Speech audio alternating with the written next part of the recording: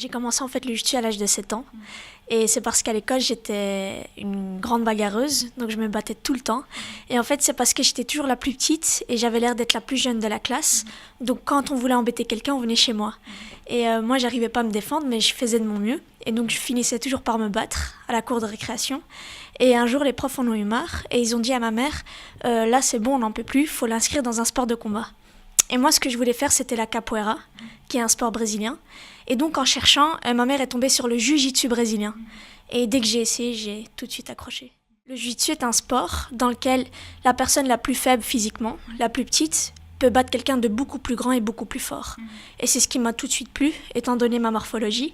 Et entre-temps, moi, j'ai essayé plein d'autres sports. Donc, j'ai essayé la boxe, taekwondo, le karaté, la capoeira.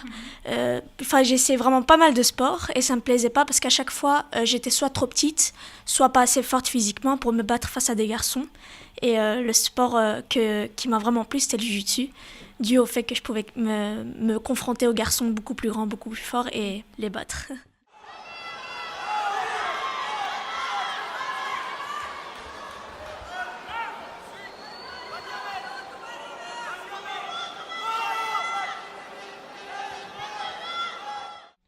Donc mon premier titre, c'était en 2013. J'avais 17 ans et je concourais déjà dans la catégorie senior, enfin la catégorie adulte. Et ce qui se passe, c'est que cette année-là, j'ai participé pour la première fois au championnat d'Europe. J'ai fait médaille d'argent.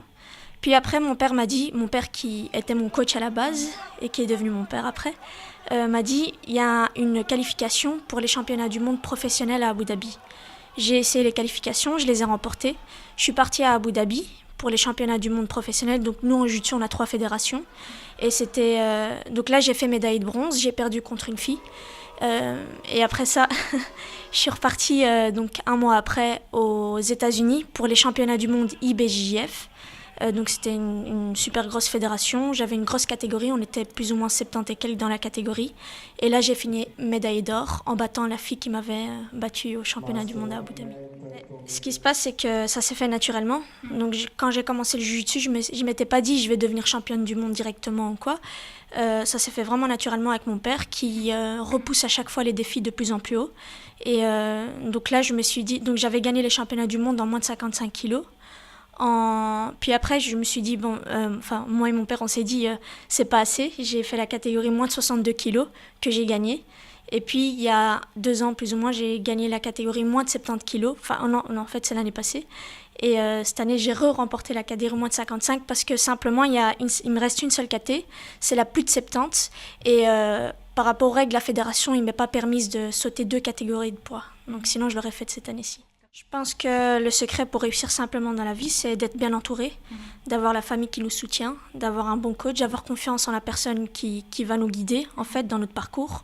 Pour moi, c'est vraiment la clé du succès dans tout ce qu'on fait. Donc moi, mes 2 parents sont originaires du Maroc et j'y suis allée il n'y a pas très longtemps, donc j'ai encore de la famille là-bas. Et c'est un peu... Et puis, dans ma vie quotidienne, je vis ma vie de Belge, mais avec toujours une touche de marocaine, ouais, c'est ça. Donc il y a la culture qui est imprégnée, bien sûr, bien sûr.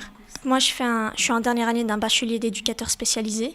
Et j'ai choisi cette option-là justement dû à tout mon passé, toute l'expérience et tout ce que je vis encore aujourd'hui, donc avec mon rôle au niveau de l'association.